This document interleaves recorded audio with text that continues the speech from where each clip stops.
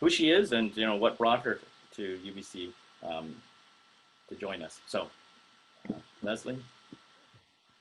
So I'm hoping that I'm not going to be speaking. Oh, good. I was going to say I'm hoping I'm not speaking while I look at that picture of myself, because that will be just weird. So let me start by thanking you all for coming and hearing me say something. I hope that there will be, some revelations that are useful for you. I made the decision not to write out too much, so I am going to talk to you about my journey and what brought me to UBC and a little bit about what I've seen so far. And then I actually am looking forward to the Q&A at the end of this, because I think that'll be more interesting and useful for you than just having me talk at you. I also, I have to tell you, just as I start, that starting a new job during COVID is the most peculiar thing I could have imagined.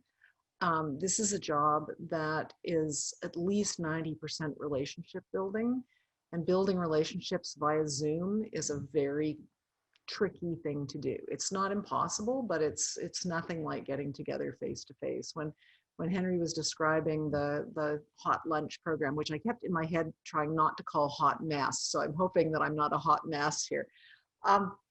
I love the idea of us actually getting together and seeing each other, because I feel like it's those moments when you are together where you can exchange, the raise of an eyebrow or a laugh. I'm someone who I think, what I've always said about myself is that I don't take myself seriously at all. I take the work seriously, but not myself. And so I think if we can't laugh about things, then it's not even worth continuing.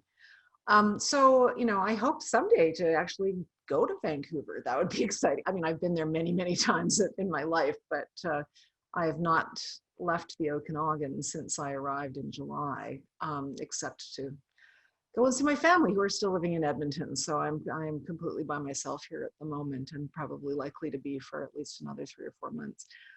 So let me tell you a little bit about my journey, so that you know who I am. That I am a Canadian. I'm actually born and raised in Calgary.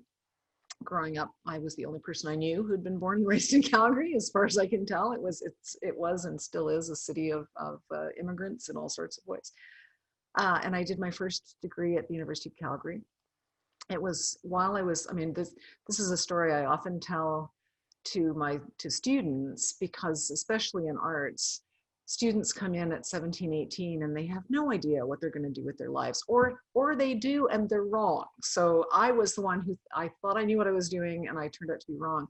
I started off in a BFA program in acting. That I actually went up to the University of Alberta to start the BFA program. And after a year, realized that was kind of a mistake. I was not cut out for the stage in the way that I had thought.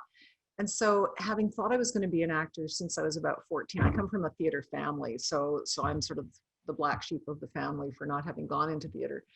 And I thought, well, if that didn't work out, what should I do? And I looked back at my high school and I thought, well, actually my best marks were in math, so maybe I'll become a math major. So then I transferred back to Calgary to be a math major, and I took calculus and first year physics and chemistry. And then just for a little fun, I took history and classics. And it was very interesting because my best marks were absolutely in math, no question about it. And in fact, my chemistry teacher tried to get me to become a chemistry major. But I realized that I had nothing to say to the people in my math classes. Once I had said, what did you get on problem set 35? There was sort of nothing else to say.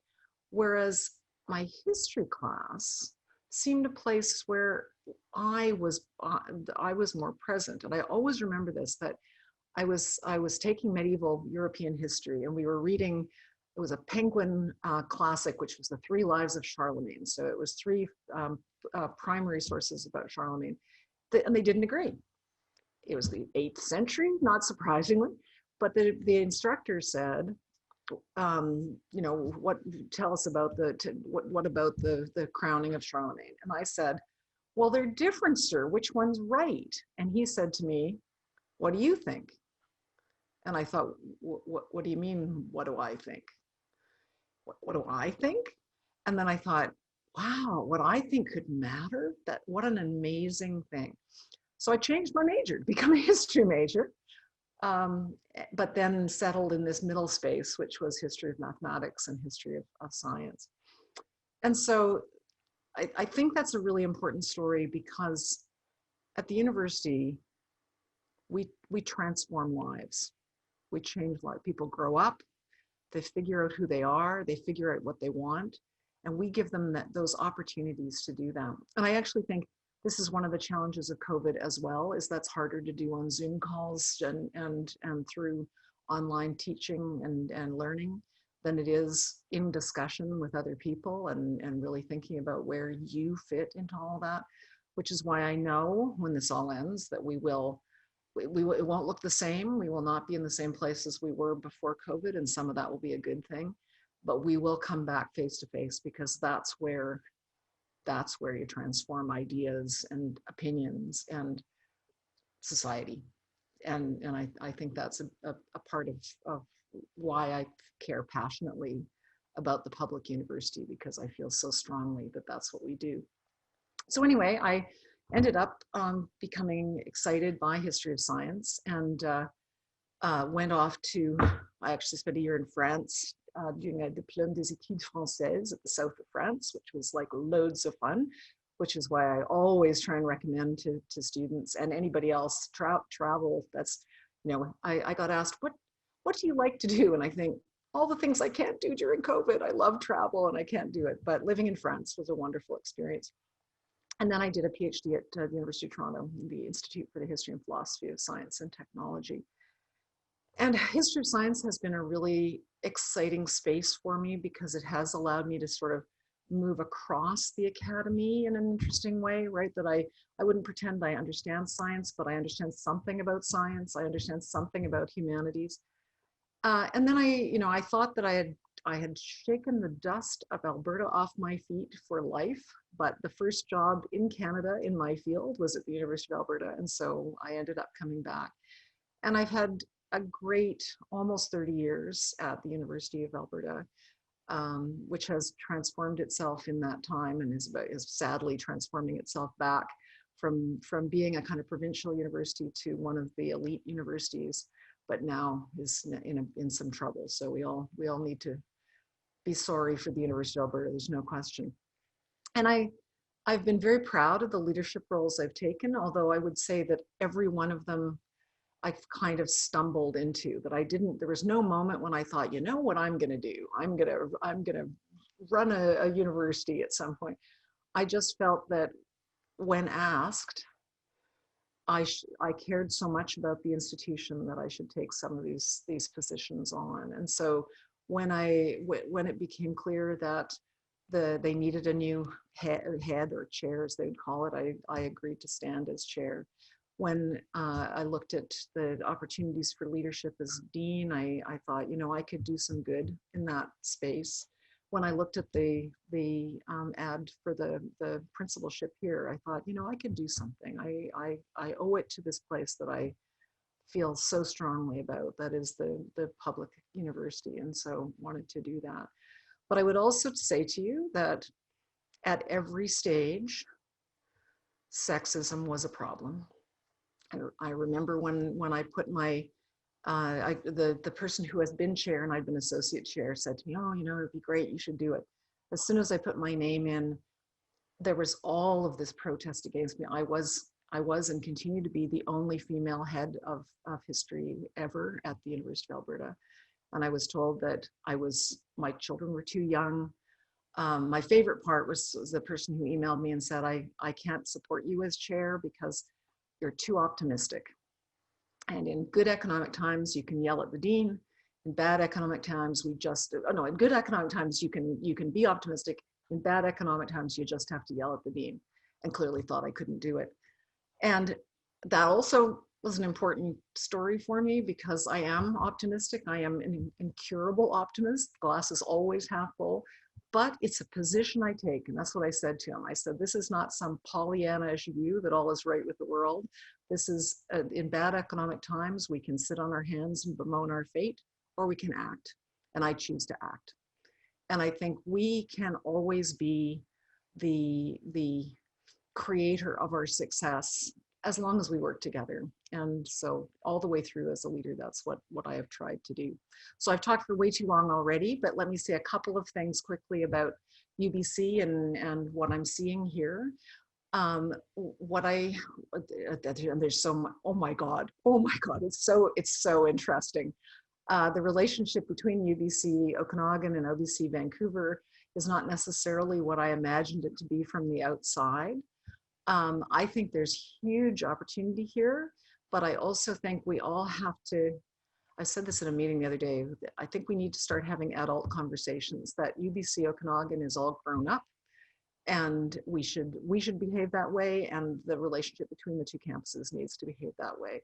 I think there's lots of room for collaboration, cooperation, and complementary, doing things differently as well. And so I'm really excited to take us on that path, and I think it's really possible to do. So I'm just going to finish, because then I'll let you go into the breakouts and we can, as I say, have a great conversation later with questions.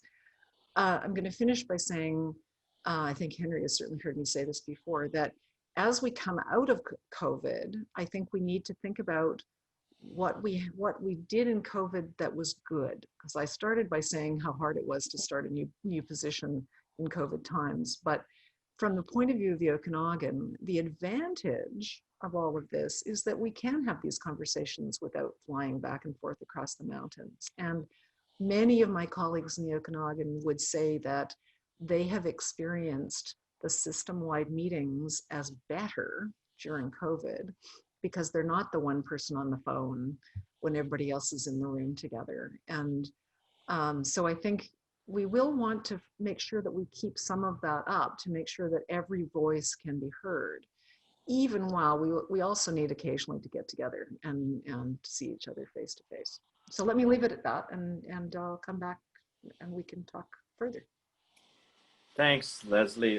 That's great. I think you've already addressed some of the questions that came up beforehand from some of the folks who are here today. They sent some, but I think they'll want to hear more. And so we're going to go into breakout rooms. If you prefer to sort of now go, cook your food and things like that, you don't have to go. But if you'd like, you just press and go in. Lesley will also be joining one of the groups. Jenny will choose one randomly. And here's some optional discussion prompts. It's going to be about 15 minutes. So if something stood out from the talk, what you find interesting, you can also take the time to kind of talk about what you found interesting or some questions, and feel free to jot them into the chat and just send them either directly to Jenny or Stacy Barber, or just or even put it out to everyone if you feel comfortable with that. Let's see, if you need Henry. Yeah, Andrew. Sorry, can I ask a question maybe for that others might be wondering? Is there a possibility, or is there a way to ask a question now to add to the Q&A content?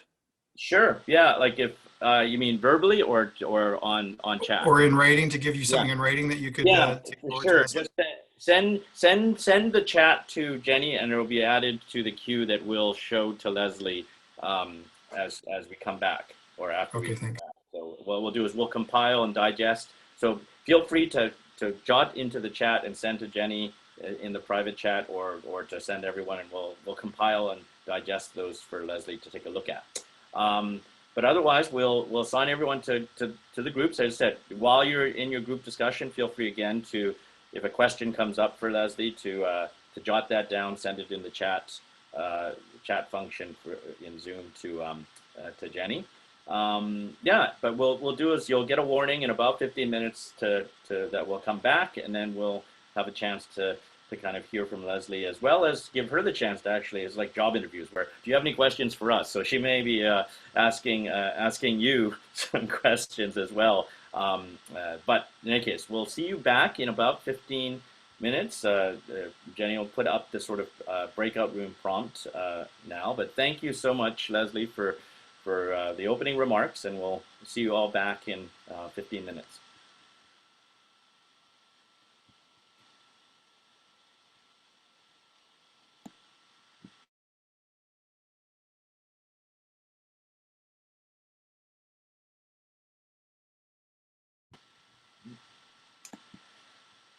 So, welcome back, everyone. I'm sure some people just got cut off. Our group, we were still actually talking and came back, but still, I think it's great to have that chance to sort of talk in a small group about and hopefully those who were able to talk, even if you talked about nothing, it's nice to talk to to fellow UBC. Uh, Folks about nothing. One of the difficulty things about our Zoom world is that we go back to back to back and do the agenda, and then sometimes have to immediately go to another meeting. And I've now spent 9 hour, straight on Zoom, talking about nothing except the things that are work related. And so hopefully that 15 minutes of just sort of breakout, gave you a chance to just breathe. But we've got some questions lined up already, and so Leslie's seen them. Actually, I don't know. Feel free, Lesley, rather than me asking you a question in this kind of strange, feel free to maybe even just address what you want to, and if you want to just say what the question was that you're answering, if that's easier for you, I think it may be more natural than me sort of like voicing a question that's come to you. I certainly can. Let's see if you'll have to see whether I remember the questions that came from before. I think some of those I've answered already. Why don't I pose those two? But there's a couple additional ones that have come up. What would be your top 2 or 3 new or enhanced opportunities for collaboration between Vancouver and Okanagan? And what I'll do is Jenny will then send some others to you by chat, so you can look it over. But maybe that's a good one to sort of open up as the opportunities since you mentioned connectivity between Vancouver and... Sure. I'm happy to start with that. I mean, I would tell you that, I feel like I am drinking from a fire hose every day. So I would not pretend to understand everything that's going on. Like every day I learn one other strange thing about the relationship or lack of relationship between UBCO and UBC Vancouver. And so occasionally I say, why don't we do this? And people will say, well, we already do. What are you concerned about? Right now, what I am most interested in is being a system-wide system for our students. That is making sure that students have access to the same kind of services, the same kind of advising, the same kind of mental health support, career support. And I think, we're on our way to that, but I think there have been firewalls sometimes that are real and sometimes that are not real. It's very interesting. As a historian, I'm always interested in how we got this way, but sometimes you also just have to say, doesn't matter, that was then, this is now, which is why I said earlier on, we're all grown up now, that I think some of the firewalls that got put up, for example, I would like to see it possible for students to move back and forth without some of the barriers that are there right now. It seems to me ridiculous that students, in order to take a course on the other campus, have to submit an incredible amount of paperwork as if they were at some completely other institution. And my bet is that got set up on the one hand because the people in the Okanagan were worried that students would just flee to Vancouver, and on the Vancouver side that this would be a backdoor in for students who would not be eligible to be at Vancouver. And I just think that's just not an issue in the same way now that we have excellent students, we have complementary programs, and frankly, we need to do what works for the students and bicker about the money behind the scenes, or figure it out some other way. So that's probably one of my top interests, is making students at both campuses feel and experience their degree as equally good. Now, it won't be the same. And in fact, our student union presented to the board last week, maybe early this week, and they were like, well, it's not the same as Vancouver. Well, of course it's not the same as Vancouver. We're a littler university. We don't have as many choices, but you also have smaller classes. There's and so there's different things that will work, but we need to work together. So that's probably the biggest thing that I'm thinking about right now. But on the other hand, I don't want to waste time worrying about flow of money and not just doing the work that we can do. And so we've got stuff in the Okanagan that we need to do. We need more buildings. I need to be working on that and making sure we can do that. That's probably one of the biggest things I need to do. I hope that we can work complementarily and collaboratively on Indigenous relations. One of the things that I've worried about a little bit is that agreements and memorandums that are developed with Musqueam have impacts on our agreements and relationships with the Okanagan Nation, and we need to know what each other is doing, or it can risk harming those relationships. So that kind of communication and collaboration, I think, is really important too. So those are a couple of things that I'm thinking about right now, but I want us to be system players together. Like I want both campuses, both universities, and certainly me to work for the good of the whole of the UBC system and not be constantly hived off to one section. So I think I'll stop there. Okay, I've got like a million questions here. Do you want me just to? So I'll let you look over those and maybe curate some for yourself that you want to answer. But you've actually answered quite a few of the ones that were kind of UBCO and UBC Vancouver questions. But one that maybe I'll throw to you that came from beforehand and Right. may not be on your screen. And is a very sort of specific to COVID, which is what do you envision for the UBCO campus in the next 2 years with these uncertainties? So it's a kind of, with all the uncertainties, we be speculative and predict what you see, going on. Well, I mean, the uncertainty is crazy. There's no question. My belief is we're not going to see much change to COVID regulations until September at the best. I mean, because I am the world's greatest optimist, I am actually hoping that the 21-22 academic year will be able to return to more face-to-face, all that kind of stuff. One of the things that's sort of interesting about UBCO is that, and this is also actually true of UBCV, that we've had more students come than we thought we would. I mean, it's so interesting. In May, there was predictions across the country that students were going to stay away in droves, and that they would just take a pass because it wasn't worth coming. And that didn't happen at all. And partly didn't happen because students, I think, said, to do what? Like, I can't travel, I can't work.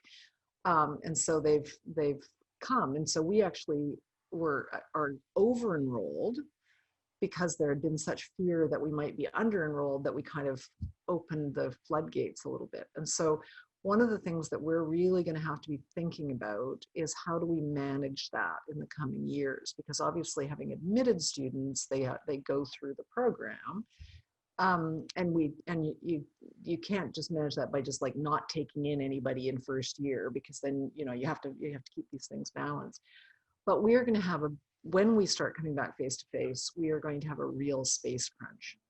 So we only have 53 classrooms. And so there's really only so much we can do. And if we're interested in hiring more people, we are hiring net new faculty lines, but where will their labs be? Where will they go? So that's going to be one of the biggest issues for us in the coming next couple of years. And deans are already starting to talk about doing a little bit of hybrid teaching so that you have some courses online to manage some of this. And I think that's probably right. And I actually think it could be really good for students too, because I think that the flexibility of a little bit of online makes sense when it's not just, every course all the time.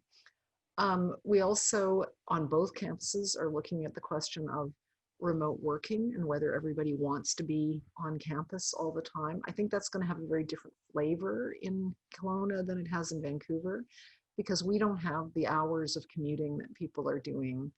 And we do have some people who live in Vernon, but even that's only like 30, 35 minutes away. West Kelowna is probably a little farther. And but I think that one of the things we've learned in COVID times is that we don't have to have people, managers don't need to have people under their eye all the time to ensure productivity and to ensure that the work is done. That we actually can trust our employees. We can give them agency in all of this. And so I think we're going to find flexible work time. I think that's really exciting. I don't imagine that will mean we'll get rid of all bricks and mortar, because I feel people want the connection. They want to be able to meet face to face. So I'm seeing again some kind of hybrid with that. Might save us a little bit of space, and so I'm hoping that we might be able to use that as there's a big building that we're hoping to get started on in the next year, the ICI, but that won't be ready till 24, and the downtown won't be ready till 23, and so we have to figure that out in the meantime. But that's what I'm thinking. We are really excited that our research has been on an upward trajectory, and so the goal is to keep that up, even while we don't necessarily have a lot of space for new labs or whatever. So that's a good start anyway. Thanks, and again, I know that there's a couple listed there that feel free to go to those, and but as you look over those, and maybe I'll make a couple comments to cover as give you a chance to look over them. But that seems like the space question that you've raised is one that it also plagues UBC Vancouver. Obviously, is that office issues are the number one reason why we what we fight over down here in terms of between units and things like that. And so it's an interesting. It's almost as if you're raising the possibility that COVID has, created new ways of perhaps approaching that problem, and that and whether even sounds like you think UBC Okanagan can even help innovate. I do. But yeah, I do. I think that lots of industries, lots of businesses are having exactly this same conversation about what will the post-COVID world of work look like. I was just talking to people from the Valley First Credit Union yesterday who were saying that maybe they didn't need as many, they need branches, but you don't need as many offices, and that you could have hot desks and breakout places more than that. One of the questions that I partly answered is part of this, that, what are the differences between these campuses, and in what way can they go in different directions? And so part of that is this, we're in a smaller location. We're not part of this huge mega metro Vancouver kind of area. We're a lot more centralized than the Vancouver campus. It's super interesting to see, and I still don't completely understand it. I came thinking that UBC Vancouver was exactly the same as U of A, because as a dean, I had a lot of autonomy. I didn't have the kind of autonomy that deans have here. Like, I've never seen anything like it in my life. And we are in a sort of halfway point, because we do a lot more things centrally. And I think for a university the size of the Okanagan, we're a kind of mid-level size university, which is one of the things I keep feeling we need to recognize. We're sort of the same size as Brock, or a university like that. It makes sense that things like IT are very much managed centrally. We also managed finance a lot more centrally, communications a lot more centrally.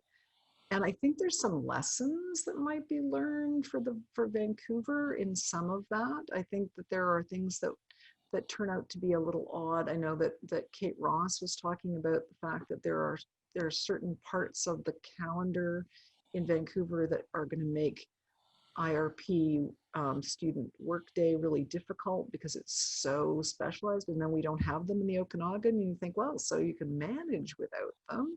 And of course, the big thing that was referred to and is on my mind is that I'm chairing Senate this afternoon, where I know that a proposal is going to come forward that we start the term a week late.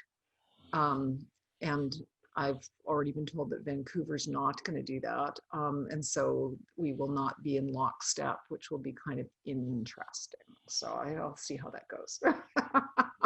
That's interesting news. So, hey, you heard it first here at Hotline. Senate has to make a decision, so we'll see what happens. The upcoming debate at Senate. But thanks, Lesley. That's why it's worth it to come to Hot Lunch. Actually, just on what you thought, that we have another question that kind of follows almost up exactly. So maybe what I'll do is I'll curate this for you, which is what you mentioned about the kind of flexibility and what, the space crunch. And so someone was actually almost a perfect segue question to follow up with flexibility kind of in that in-person and remote programming. Do you actually see a shift in the way existing or new buildings are used? So this is about mixed use and moving away from the sort of, and you mentioned hot desks, and you mentioned, do you see building usage maybe changing, and again, a way that Okanagan can innovate some of these? I do. I mean, I think that we've been interested in the flexibility of buildings for a while. I mean, if you think about some of the really cool innovations that have been taking place in post-secondary in terms of teaching spaces that are a lot more flexible. I've seen a couple of those. I saw an amazing couple of classrooms at Western. Sorry, I did reviews at Western and McMaster within a month of each other, so I'm trying to remember which ones they were, which allowed for complete reconfiguration for students, and IT or in there that could allow them to be pods. And so that's sort of, I mean, that's just teaching. But I mean, it's not going to be easy, and I wouldn't pretend to say I know what the solution is. That do faculty members need to have big academic offices if they're mostly working from home, right? I know I've just said something that will make faculty members crazy. I remember when I had to give up my academic office as a dean, which included bringing home about 5,000 books, which are still in Edmonton, and having to decide what to do with the 5 filing cabinets that I had. But certainly in the humanities side of the shop, a lot of faculty members use their academic offices as a bit of storage. So that's sort of interesting. On the other hand, people need space, and my son works for ATB, the Alberta Treasury Board, and they have, before COVID, they already had flexible workspace and hot desks. And it didn't actually work the way you'd imagine. Like, people just picked out a desk and kept it and put their stuff in it. So even though technically it wasn't their desk, they still treated it that way. I think we're all kind of territorial in some of those ways. But I still think there could be ways that there could be hoteling and just less use. And I do think, given just how much space crunch we have on both campuses, it's well worth thinking about it, because we can't just keep building and building. I mean, Point Grey is going to be full, and the Okanagan isn't quite full. I mean, I've started to say to some of the planning people, well, maybe they need to move a faculty to Okanagan. Maybe, land and food systems could just, anyway. Well, I'll just turn into an imperialist. That's what it is. Well, it sounds exciting. We are coming up on the one, and just wanted to say to everyone, I'm going to make some announcements about the next hot lunch and things, but also that Lesley, we may stick around for a couple of minutes after one if you want to. This would be the equivalent of the milling around in the room at the end of hot lunch. Those who have other meetings and things, of course, please go. But maybe in that formal way, let me thank the Hot Lunch Committee again for all the work that they've put in, especially Stacy and Jenny in putting together the virtual. The next hot lunch will begin up again in the new year. So no December hot lunch, because the end of December is is in the midst of the holidays. But we have John Metris coming up in January. John, as many of you know, is actually works in facilities, and so again, it's a nice segue from some of the things that Lesley was talking about in terms of building usage and what world we may be returning to again at both campuses in terms of building usage. After that, we're really excited. Yesterday, many of you know, we installed our new chancellor, the Honorable Stephen Point, and he will be joining us in February. So an introduction to our new UBC chancellor, Stephen Point, former Lieutenant Governor of British Columbia. So exciting, a couple hot lunches coming up in the new year. But please, join me all in thanking Lesley Cormack for, introducing herself to us, but also talking and bringing many actually ideas and innovations about the relationship between Okanagan and Vancouver, as well as things like building and use and space use. So thank you, Lesley. If you'll see the tiny URL up there for feedback, any suggestions. Again, there's a survey that we do after every hot lunch that helps us, again, hear your comments on what you think could be done. A lot of things like the breakout rooms where it came out of suggestions that came out of these surveys. So please do, do that, especially if this is your first hot lunch. So thank you. And